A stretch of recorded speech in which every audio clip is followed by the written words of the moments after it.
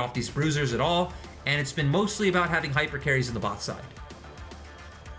Well, we'll see if they do keep to the tried and true, as ladies and gentlemen and everyone in between, we are jumping onto the rift for V5 versus EDG. V5 on the blue, EDG on the red. Twisted Fate, the Gragas and the Olaf banned away by V5, and EDG gonna ban away the Zoe, the Pantheon. Might see them ban away the Kaiser here and deny that as a first pick.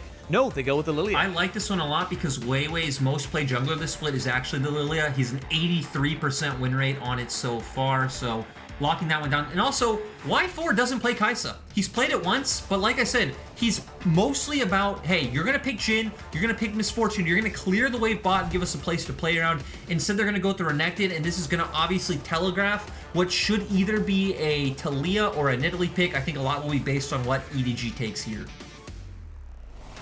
See, Renekton is the first pick here, and there's still plenty of AP junglers if you do want to combo at that. You, of course, have the Nidalee and the Talia available to you, and the Kai'Sa and Udyr, boom, boom, EDG giving JJ the hottest pick on the rift right now. And this was expected, right? These are usually the picks you're trading on red and blue side. Someone will get Kai'Sa, and then if your team plays Udyr, you'll take that in response. They're going to go with this, and V5 actually practiced on this new Senna pick. This was something Y4 was playing in 2020, so it makes sense. Again, telegraphs more for a topside-oriented play early on, but obviously now with its new build, with its changes, it is a massive carry threat after those two items.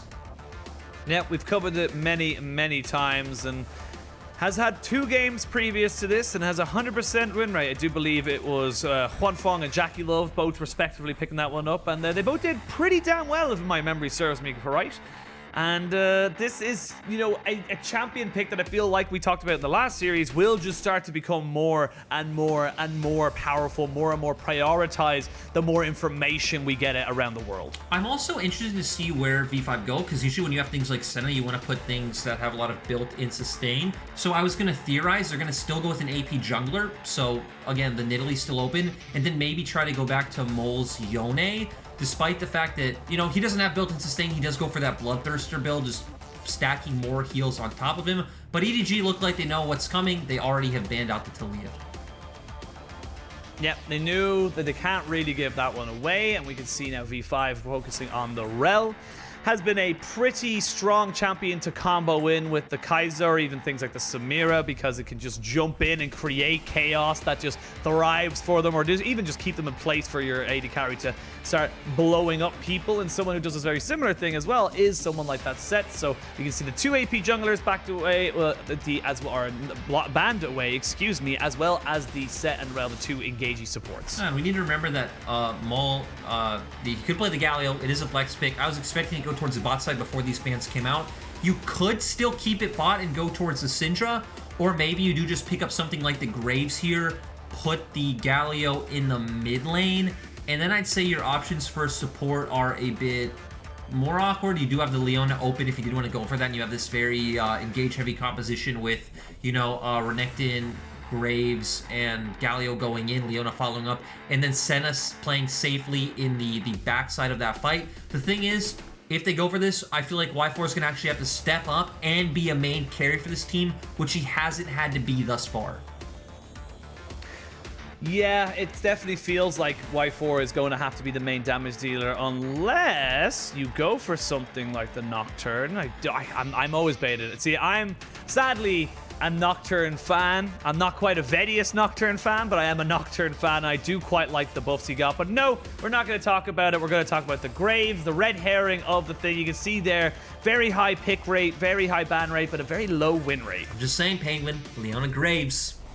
We saw it coming. We knew what V5 were dishing out. And now EDG gonna go towards the Orianna. Orianna or Syndra, I think, were the 2 potentially expected picks coming out from them.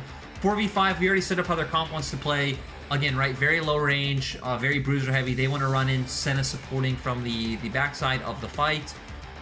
For the side of EDG, you do have early push in the mid lane. You do have early push up top side. So once again, this Udyr is going to be able to get that full clear off like we know and love. We're going to see if he can find that gank at level 4 around, you know, what potentially this time I still think should probably be the bottom side of the map. I don't think you have too many avenues up and top side.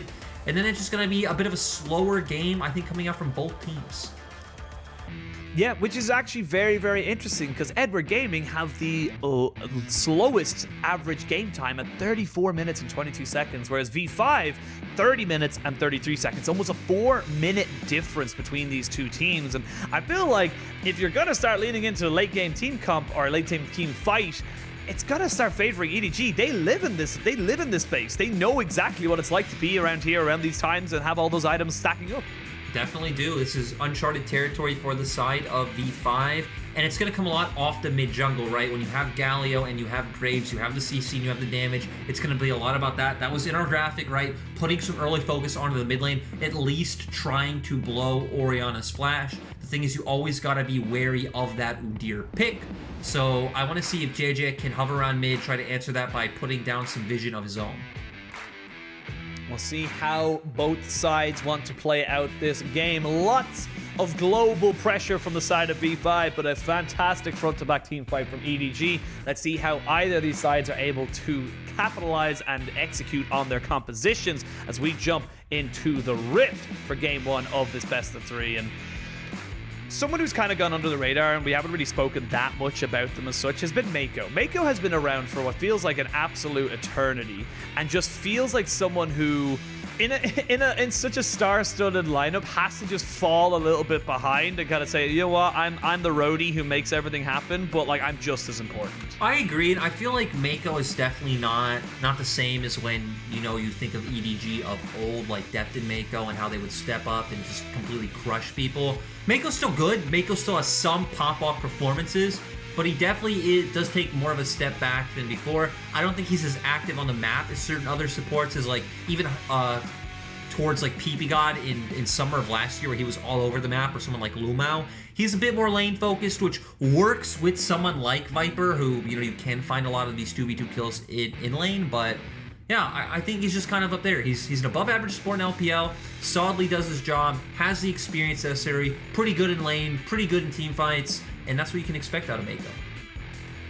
Yeah, he has been a staple of EDG for such a very, very long time, has been seen many, many iterations, has seen many, many highs and lows. And for an organization like EDG, we got a bit of time. We do apologize, ladies and gentlemen. There still seems to be a slight issue while getting into game, and we're just going to hopefully be able to jump in as soon as possible. So as soon as I get any kind of update, I will let you guys know as usual. But we got a little bit of time. We talk about EDG as an organization. There was a very real time in the LPL where it was just EDG RNG, or whatever version of RNG they were at the time. That hasn't really been a thing for quite a while now, and it feels like for first time EDG fans, and I don't want to say this because they always get very mad at me when I do, but it feels like you can let yourself get a little bit excited. I definitely agree, right? The thing is, one of the most important things for me about when you look at top LPL teams is just the level of individual player quality. It feels like this is a league that depends a lot on, in terms of like skill expression, how you play out your laning phases, and things along those lines. And that's what EDG has in spades, right? Scout has been a complete rock in this mid lane. Scout for years has been kind of in and out of top 3 to top 5 mid laner in the LPL. Flandre, like you said, has been pretty niche in the sense that he's been on LNG and Snake his whole career, but has people who follow the LPL hardcore know this guy's a top prospect. And then, I mean, just look at Viper's resume. Look at what Viper's been doing in LPL these past few weeks. They just don't have any holes in their gameplay this far. At least no big glaring holes, right? There's always small things you can improve on. You already hit on how they're one of the slowest teams. A lot of their wins aren't always the cleanest, but it's smaller issues to shore up, not any like big glaring ones. Yeah, there's no massive weakness when you look at it and say that's where you need to go. It just seems to be kind of small little things. Like we said, they don't really focus on the Rift Herald, which obviously lends to the fact that they are the slowest average game time in the league. Rift Herald is something that you use to accelerate the game. And they don't really kind of look for that kind of an avenue. And it is for EDG. I feel like they can keep going with this. Of course, they brought Clearlove back into the roster, quote unquote, but I feel like that might have been just to help out JJ. Maybe use him as almost like a personal scrim partner and say, look, you got to be better than me, and I'm usually top 10 in Korea most of the time, so, or at least in the Chinese servers as well. So like this is, I feel like a good litmus test, excuse me, to to keep JJ on his toes, and it seems to be working for them. Looking at V5, it's been a roller coaster of a history for these guys, from best to worst to best. They seem to just yo-yo quite often, and it finally feels like they found a little bit of stability and a little bit of a franchise player in Mole. That's the thing, right? Is their core is very strong. I think Mole, again, is always, for me, in that conversation of being one of the better mid laners in LPL.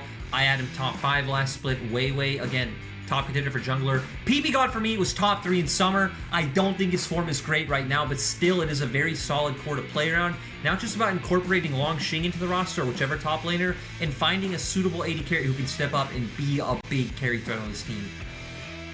Well, ladies and gentlemen, I do have an update, and I do apologize for the delay. We had a slight issue with the server that was selected for this game. League Ops have opted to redo picks and bans with the exact same picks, exact same bans, but just on the more optimal server. They are going through that right now. So again, ladies and gentlemen, I do apologize profusely. We, of course, will hopefully be onto the game as quick as possible. This is something I've always found it interesting.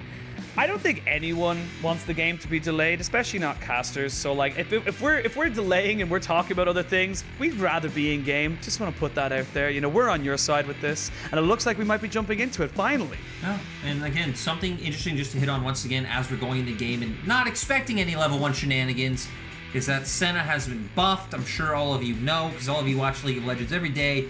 Attack speed ratio buffed. Now gets more gold for her rates, drops higher chance of rates getting drops on non-killed rates, and your Q now procs Kraken Slayer. So again, very strong when you think about this new build of Kraken Slayer into Rage Blade and a Rapid Fire Cannon. You're also getting a lot of benefit out of Senna's passive, which gives you crit. Rapid Fire turns that into more AD, which just feels so good, especially with this ratio. The Ginsu as well. You're applying that, the Phantom hit from the Kraken Slayer. There's a lot of good benefit coming out of this new Senna build, and you're just dishing out a ton more DPS than ever before.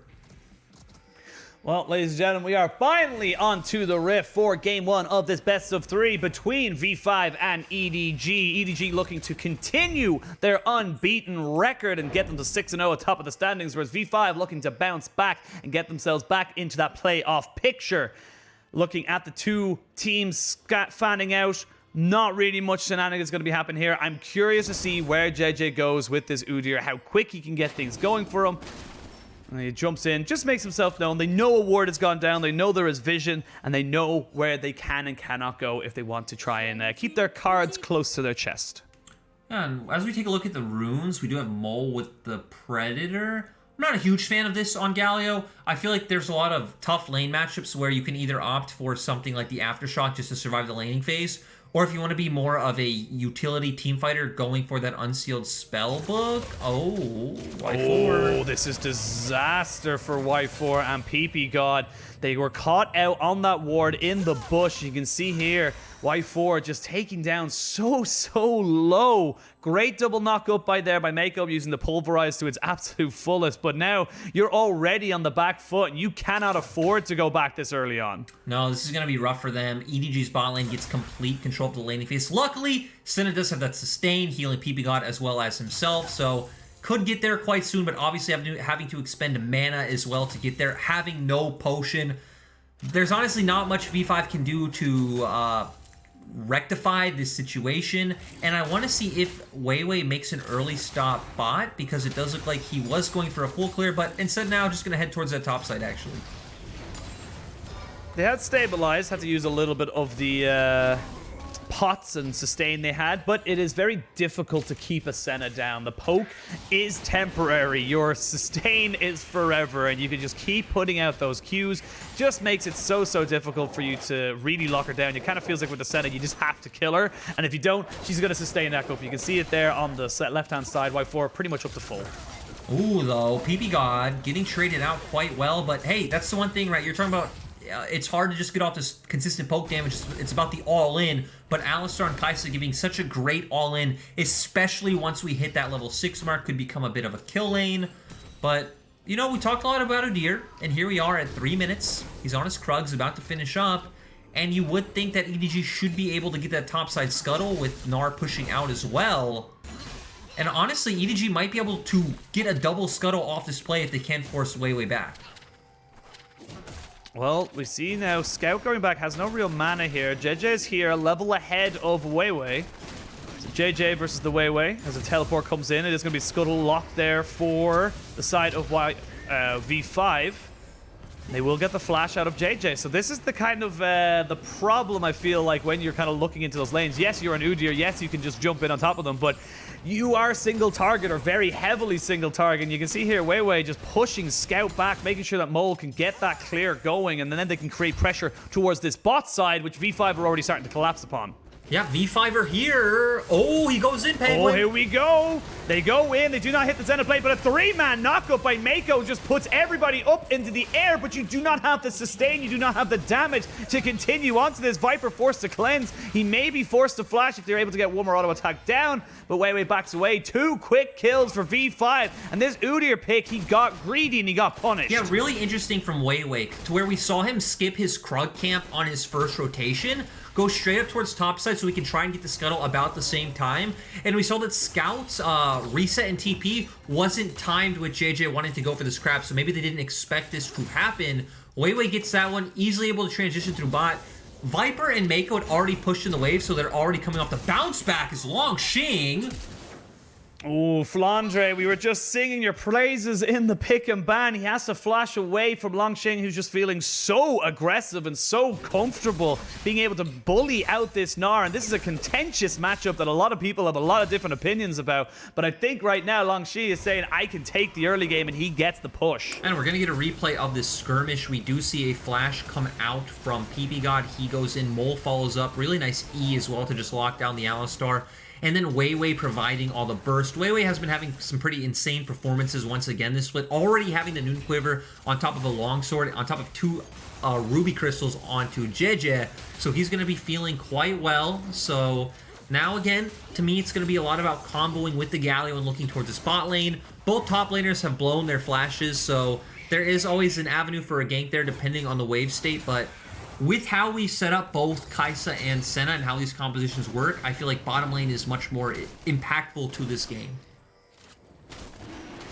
Well, with the reset coming in from Viper, he goes back, gets himself a serrated Dirk. You can see PPGod and Weiwei now with the pressure as combined with mid lane. They are able to pick themselves the first Drake of the game. And this is the pace. This is what we talked about, the average game time. 30 minutes versus 34 minutes. V5, they are far more of a aggressive push and get those advantages as quick as you can, whereas EDG is slows, methodical, trying to make sure that they get everything right, cross your T's, dot your I's, and it looks like V5 don't want to let them have that space. Yeah, and one thing we can expect is whether V5 look to make a play on the bot side right now, I actually don't expect with how they built this wave.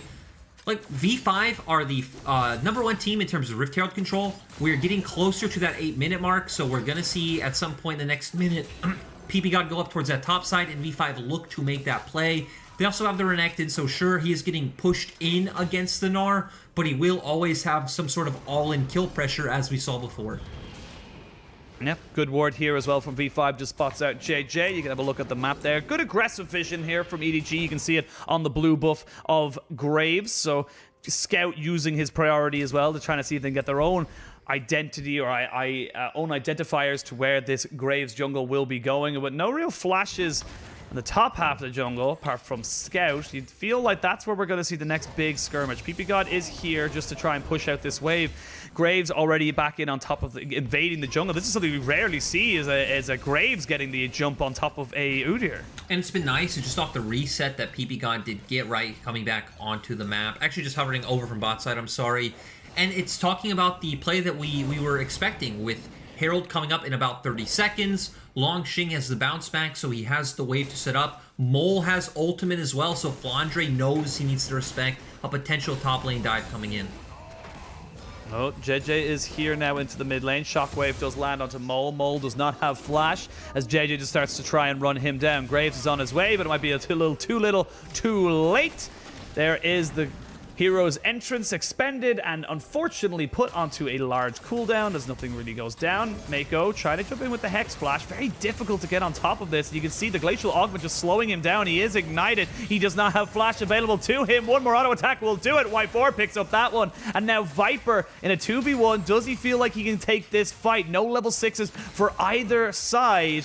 Ends up just being a 1-for-1 overall as the Galio did go down. PP God tried to land the Zenith Blade there. Needs to be a bit careful. You land some extra poke there. Viper has got the 6 now available to him. They have got the Solar Flare, which misses. Great move from Viper, but PP God flashes in aggressively, and PP God sends him to the heavens. Great play by the V5 bot lane. And Y4 and PP God solo killing Viper and Mako isn't something that you would expect. Again, Mako just overstepping a little bit. Nice punish coming out from PP God.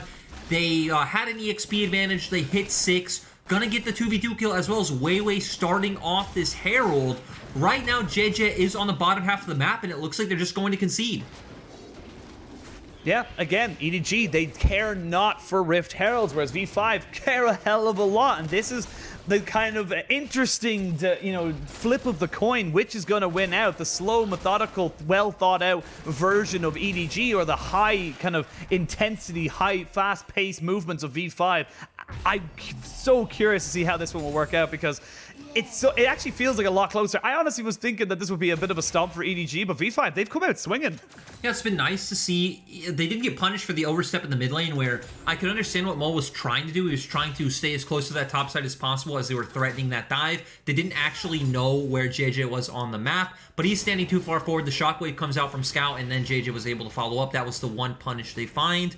Now, once again, we're going to see JJ playing towards the spot side, the kind of tried and true playstyle that we've seen from EDG once again this split. Right, let's have a look at the map state right now. You can see EDG, they're focusing a lot of their vision, a lot of their pressure towards this bot side. They've now realized that Viper and Mako losing the 2v2 and a straight 2 for nothing is not exactly ideal coming later on into this game. But you also have to be aware that V5 have got the Rift Herald. Looks like Weiwei maybe wants to go for something here in the mid lane. The taunt will not land, but they do get the flash and the shockwave out of Scout. Flash in there from JJ, and that's a flash bear slap to send the Galio back to the gray screen. Nicely done there by EDG. Yeah, great job. V5 do get the flash out from the side of Scout, but JJ is there to follow up. Mole was already low. Gets locked down by the shockwave, then comboed with the stun coming out from Udyr, and V5 not able to do anything on that front. At this point, EDG's 2v2 just have a lot more damage. 4v5, they would need to be able to lock Scout down immediately and pretty much just insta-burst him out, but nice fancy footwork coming out from him. And this goes to what we said about EDG, that Scout is a rock in the mid lane. It's very hard to put resources against him as an enemy team, and EDG don't really need to reliably put too many resources onto him for their own team because they know he's going to do well. He's honestly smashing Mole in this mid lane, and it's going to be one of the areas of the map that EDG need to keep relying on if they want to get back into this game, though they're only about 400 gold behind. Yeah, the gold has been very even. Honestly, it feels like it's all in that mid lane. You can see 2 deaths for the Galio versus 1-0-1 for the Orianna, and a 30-ish CS lead for the Orianna Scout. Like we said, he's been playing these control mages. He is able to keep himself safe and pretty easily kind of, kite it back and gain his own little small advantages. JJ on this Udyr will have to try and find some way of stopping these objective stacking. So that's 3 in a row. That's double Drake into a Herald, and the next Herald should be spawning in the next few minutes. And we do see him kind of posturing around the mid lane. It does look like V5 are pushing forward. Yeah, their wave will go in, so they should back off this one and potentially look for a reset as they're doing. We also see the Immortal Shield Bow coming out from Weiwei. I do like this build. You're against an Udyr, you're against an Alistar, a Kai'Sa, all of these champions signaling they are going to run into. You are going to get into close range. It's going to be very brawly and skirmish heavy. You're not necessarily looking for that Gale Force to just assassinate one of the units on the back line.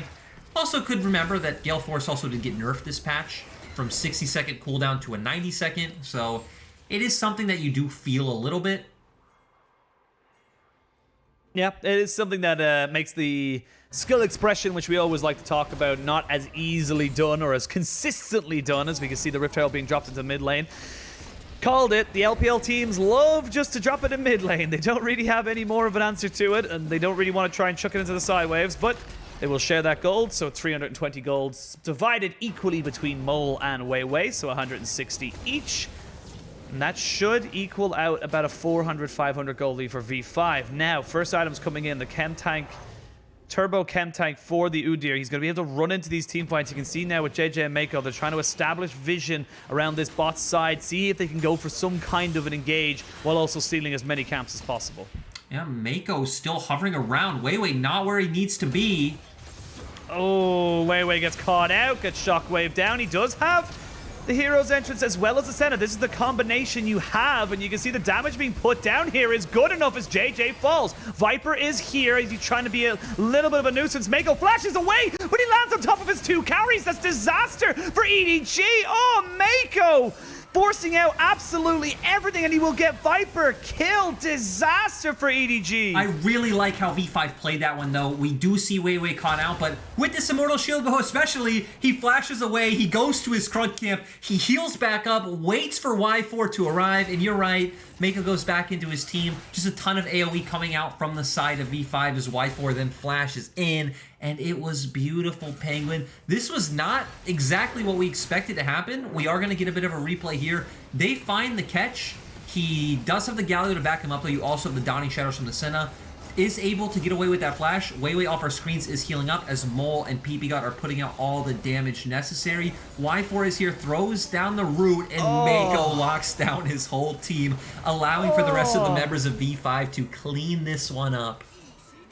That is an instant head in the hands moment from Mako of like, I didn't see it, I didn't realize it was on me, and that is unfortunate and does give a lot more gold into the pockets of V5 as they, it honestly, like you said, it looked like it was Weiwei just getting straight up caught out, but with the extra magic resistant shields you get from the hero's entrance as well as the Dawning Shadows, becomes very difficult for them to actually just 100% bring him down. He's now 2-0-3. They've got themselves a 2-0-5 Senna. Senna's been a part of 100% of the kills right now, and Y4, we questioned whether or not at the start of this game he could be the carry for his team.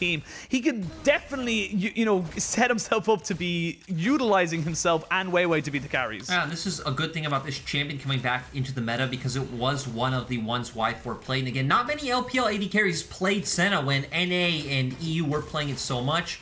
We do see a trade going on our screens, though, where V5 actually runs who made the rotation to send their bot lane top. They want to go for a Herald, probably into mid lane play. They should be able to send Weiwei up towards top side too to potentially try to take that one down, but I feel like 4v5 they just ended up giving EDG breathing room that they didn't necessarily need to. They probably could have played out standard lanes, still gotten the Rift Herald because, like you highlighted, Graves is so strong, Senna is so strong. And you could probably just send Weiwei to take that. You have Dawning Shadows to support him. Mole can hover over. Longxing is also pretty strong at this point right now, and then play more towards your bottom lane. But, you know, Penguin, what do?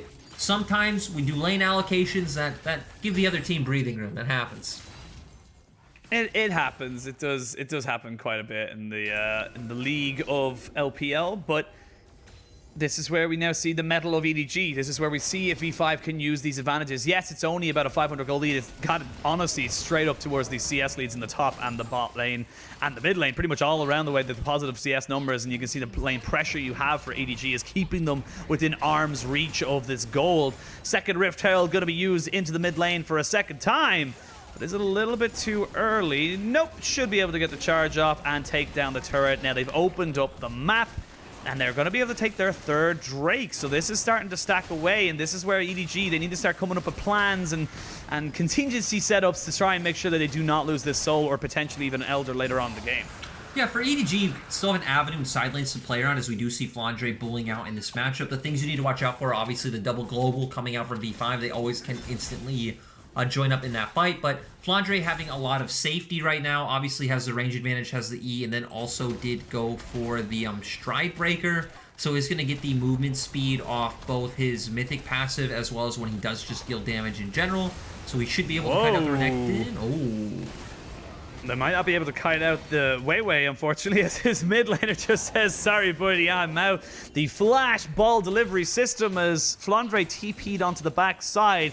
Lot invested here for one pick. Yes, it was onto the Graves. Yes, it is a huge shutdown. Actually gives EDG the goal lead. But what else can you get out of it? They send the scout back. He TP's back to the top side. And Mole should be able to defend this tier 2 turret. Okay. I kind of expected more to happen if JJ would have followed up sooner. Because, yeah, the only time they can dive Mole is when they do have that Mega Narc come out. Obviously, did just turn mini. Oh, look at your mini-map, Penguin. Long Xing TP'd behind just to recall? No, he's trying to see if he can catch someone out on the rotation. They know that Flandre might be a little bit... Oh, JJ just went back as well. They're trying to see if they can find him here. Flandre... Oh, they're so lucky on the side of EDG. Flandre realizing that everyone was collapsing. They were looking for him. They were hunting for him. And he gets himself out pretty safe and sound into this bot side. Just has to move up a little bit behind the bush. Yeah, we're going to get a replay of the last play. So V5, we're going for the turret bot side to trade for the towers that EDG had taken earlier. Mole knows he needs to get out of there. They can't win. They spotted out the TP. But another interesting thing that we saw is that Mole is actually going for the Night Harvester, which is not something we see on Galio at all. You pretty much only see the Hextech Rocket Bell be the thing to come out. Obviously, Night Harvester does give you a bit more upfront burst, and it does stack per champion hit, so theoretically you could get better instant bursts on numerous champions, but I would still think the Rocket Belt would serve you better as a primary engage tool. Of course, we need to remember Rocket Belt did get a bit nerfed, but yeah, interesting deviations coming out from Mole. Yeah, it feels like it's just kind of giving them a little bit more option. Of course, when you do land that extra bit of damage, it does give you a extra little bit of move speed onto new champions. So you get it kind of just sets you up a little bit and gives you 5 ability haste onto everything else that you build. So it's a curious setup here. I'm curious to see how it will fully form itself into this game, but with 2 minutes until this dragon spawns, that will be Cloud Soul. This is kind of the big thing, I feel, for the side of V5. You get the Cloud Soul here for the Dawning Shadow and the Hero's Entrance. That's actually a huge deal because it means you can be a bit more frivolous with your ultimate cooldowns and not have to worry about them, you know, kind of coming back to bite you. Yeah, it'll definitely help, but I still feel like it's not going to be the game changer, right? If V5 are going to win these team fights, it's still going to have to be off the back of Y4's positioning. And one of the nice things about EDG's comp goes back to some of our early sets where we're saying, hey, 2-threat versus 1-threat composition. We're kind of in the same boat where, sure, Graves is going to be a pretty big damage dealer as well, but not as big as a Kai'Sa and Orianna on the opposite side. Oh, Wei is way caught out. We can see there is the Hero's Entrance, just going to be used to knock up one. Flandre did use the Mega Gnar ultimate. It's a minute until the next dragon. So, both teams using 2 big teamfight AoE ultimates. No one gets a kill. No one really loses any summoners apart from Wei losing his flash. And everyone backs away. Now we go back to the mid lane dance. The tango in the mid lane that is getting the mid-wave push. And the thing is, the longer this happens, the better EDG feels.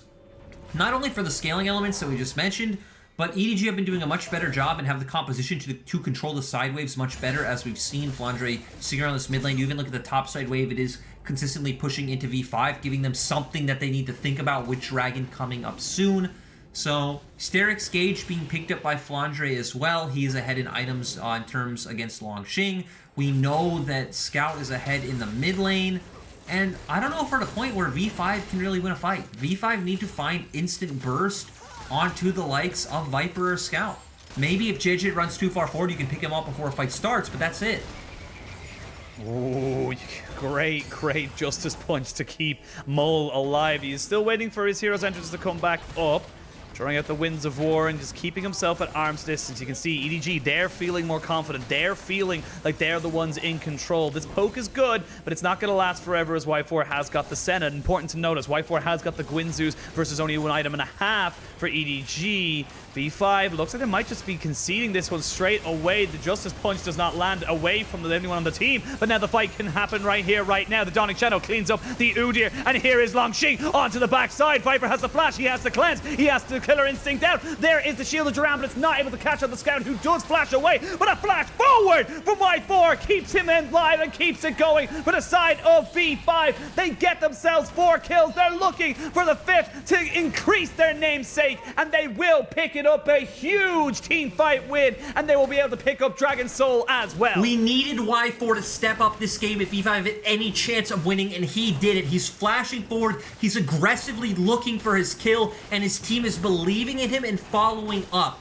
That was just great to see from V5 because things started to look dicey. It didn't look like it was going to work out. Certain key members of EDG were still alive, but like you said, they get Dragon Soul, and now the thing to keep in mind is we are definitely going to have an Elder Drake in this game. But let's go to the replay first. We see EDG going in after Mole does find that E. Keep your eyes on the Senna. Dawning Shadow picks off JJ, just has so much damage right now. Great flank coming out from Longxing, forces both summoners from Viper. Mako instantly going down. Mole getting extremely low, and that's the flash we talked about from Y4. And it doesn't matter that he goes down here because Weiwei's able to clean up in response, and then they're also going to be able to finish off Flandre as well. So again, the current Senna build just dishes out so much damage. He's on his way to that rapid fire cannon, and look at your screen right there, man. Insane. Imagine doing 4,500 damage and still losing. Like that's the unfortunate situation for the side of EDG, and this is where the game starts to take a little bit of a turn. Now we're at 24 minutes, give it another 5 minutes, and we're looking at a potential Elder Soul. You can't just trade off a Dragon for a Baron, because I feel like if V5 get that Dragon or the Baron, they can look to end. This is where the slow, methodical gameplay of EDG gets caught out a little bit, and for V5, they're looking to accelerate. They're looking to keep this Renekton relevant. They're looking to keep Graves as that ridiculous carry in the jungle and looking to keep down this Scout and Viper. To be fair, I really did like EDG's positioning in that team fight. The thing that really seemed to screw them up was the flank from Longxing, because it forced the cleanse and flash out from Viper, or he could have just been hitting pure frontline that whole time, and despite being an item down, it did feel like EDG as a whole were ahead. Well, we might see another fight happening right here, right now. There is the hero's entrance. He actually got bumped back on top of the carries. Mako, the secret sub-agent here for the side of V5. 2 kills. The bot lane is dead. The mid laner is gone. You have no damage, EDG, and that's a free Baron. And this is where these teams thrive. These melee team compositions love fighting in chokes. Like you said, this is going to be a Baron for V5, and the curse is reigning true, Penguin. The undefeated teams, it's not looking good for EDG right now. It's still only the first game, but I gotta agree with you right now. V5 going from strength to strength to strength, feeling like they're up in the gears in this game. They get top outer turret, they get the Baron, they get a couple of kills. It's still, despite 10 kills, only a 5,000 gold lead, but it feels like EDG are panicking. It feels like they're the ones that are making the mistakes, and V5 are just 100% capitalizing. And look, we highlighted you need to take down Viper. Viper is their carry. Viper is 0-4, Mako is 0-5. They're taking down that bot lane. We see the engage come out from PP God. Mole comes in with the ultimate. Ease on to Viper. Actually, I'm sorry, W's and then Ease. Has enough burst to just take him down with that first mythic item that we did highlight. Longxing was on the opposite side of the fight. They take down Scout, and that is all they needed. I feel like if Mako doesn't headbutt PP God that far into his backline, you don't get that assassination with the Galio. And Mako, I feel like I'm giving him a lot of shtick, if you will, but he's had some amazing 3-man knockups, 4-man knockups with his Pulverize. He's made the most out of a lot of his CC in his kit. It just hasn't been at the right moments, or just hasn't really worked out in the right favors for the side of EDG. And right now, with the Baron buff taken down, you got 2.5 minutes. Oh, wait, you got 2 minutes of the Baron buff, and then basically once that's over, it's 30 seconds until the Elder Drake. Where do you go for EDG? How do you stall out this game? For EDG, it's definitely a tough one because they were the team we were talking about that has to play with range advantage. They want to be on objectives first. They feel fine with V5 coming into them, but when you're up against a Baron, you know, you're just going to be pushed in under your turrets. V5 don't need to come into you. They can just take those structures and back off. And the fact that you have a Gnar in a side lane, this is where the awkwardness of Gnar starts to show himself. I feel like it's a bit hard with Gnar and Udyr to just say, screw mid lane, we're going to all in a side. You don't have the guaranteed lockup there. But not only that, you can't really all in a side when there's Galio on one side and Senna on the other. True. Dawn and Shadow, the hero's entrance. It's so easy for V5 to come out and make an odd-numbered fight back in their favor.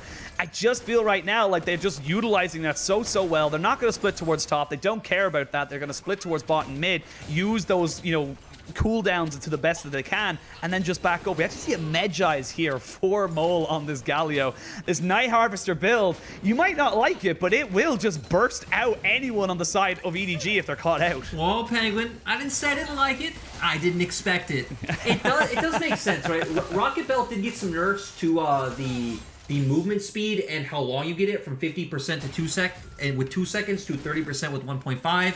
So maybe Night Harvester being a bit more efficient in terms of being able to get on the enemy backline, because that's what Mole has been doing this game, right? It's been all about getting on top of the likes of Scout and Viper. But, I mean, we've walked through it. You pointed out such great points right there in terms of side lanes. It feels like all EDG can do is hope to go to this next Dragon, front-to-back team fight. And again, I feel like it is massive as long as there's no flank, as Mako... Oh, Mako's gone. Ooh, Mako is locked up and most certainly going to be taken down. He does flash away. They do not get the collateral damage. The Dawning Shadow does not land, but Mako does fall to the Ignite. They have lost their support and 30 seconds until Dragon, and he's dead for 35, which means he's about a minute out from this. That is a big loss for the side of EDG if they want to try and make this fight. So that means they are basically 100% reliant on Flandre to try and get this fight going for them. Yes, they are, and Mole is low, but Mole has TP. He can be at Dragon right now. PP gone. Not that far down, can rely on the Senna heal coming out, but we see TPs on both sides. Scout trying to just dissuade Wei from going any further on top of Flandre. You cannot give this up if you're EDG. Look at the summoners. They have got pretty much everything up. They've got all the important flashes on their carries, and they've got themselves 3 items on the Orianna. That shockwave will be massive if they can land it. Flash from Scout, that's now down. They have to disengage. They have Mole on the backside who TP'd in, and Flandre will go Mega just before he gets taken down. They have got the hero's entrance to try and keep Wei alive, and Flandre will be dropped. They still have the shockwave available, but they're just being chased down. They're being chased back towards their base. Mako is respawned. Mako is still here as he keeps going in. The shockwave is almost just up. They're just waiting for it, but they just haven't got it. 2-man shockwave. Scout's able to pick up 2. That's very important. They get the 280 carries. He goes golden. Now Viper might try and go for the fight. Killer Instinct. He picks up another. It ends up being a 3-for-3. EDG have brought it back from the brink as Viper and Scout step up. Penguin, I don't know why V5 feel the need to go in this scenario. They find the key kills, they can just back off, but they want to dive, they want to keep going. It is great that Scout found that 2-man shockwave. It brought EDG back, but V5 just got too greedy after that, thought, hey, we are just going to keep going for it. They bought time with Zanya's, and now you're giving this room, you're giving this time where EDG can be the ones to start the Elder Drake. What kind of throw are we witnessing? Oh, if you throw, someone else has got to catch it, and EDG are looking for an 85-yard touchdown pass right now, courtesy of V5. They will take the Elder Drake, and this game is not over. Look, what we are watching right now actually blows me away, Penguin. How does this happen? How do you go from dominating the fight, you play that so well, they pick off Flandre right away as it kind of looks like Weiwei's going to go down. You have numbers advantage, you can back off, you can walk towards that Dragon, and you say no. We're going to walk under their inhibitor turret. We're going to get a replay here. Weiwei flashes in, they're staying on top of Flandre.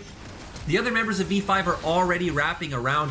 Galio follows up, and look, Flandre's dead. You have numbers advantage. You keep going in, you can get them low. Even as far as here, you can back off, you can look for that Dragon. You can kill Mako first, then look for the Dragon, but they are going to keep going. Watch Scout Shockwave. Bam, really nice onto 2 people. And then after that, they decide to dive him further. Yeah, and with the Elder Drake Baron just spawning, this is going to be EDG's. I feel like you can't fight this right now if you're V5. You have to wait until this Elder Drake buff is down. They will take the Baron. The best thing that V5 can do is exactly what they're doing, and they're trying to get their side waves in order, trying to make sure they don't lose as much as they possibly can. Oh, this game is only a 2,000 gold lead for V5, but the longer this one goes on, the more it feels like EDG are going to be favored. I mean, at this point in time, EDG are favored to win this game. I think with kind of the state of the game, with how it's been working out. Actually, I'm gonna walk that back a little bit because I forgot how busted new Senna is. If Y4 performs the way he's been performing, V5 can still win this game. If we get what we expect out of Y4, I think EDG can take this one. But like you said, they gotta buy time. EDG are gonna get some gold back. They have about 50 more seconds with this Elder Drake where V5 aren't gonna run into them. They're gonna give up whatever EDG posture to take. After that is where we're probably gonna see V5 just kind of hope for the best, pull the trigger. They do have GA on Y4 despite him not having flash, but almost every flash down on the side of V5.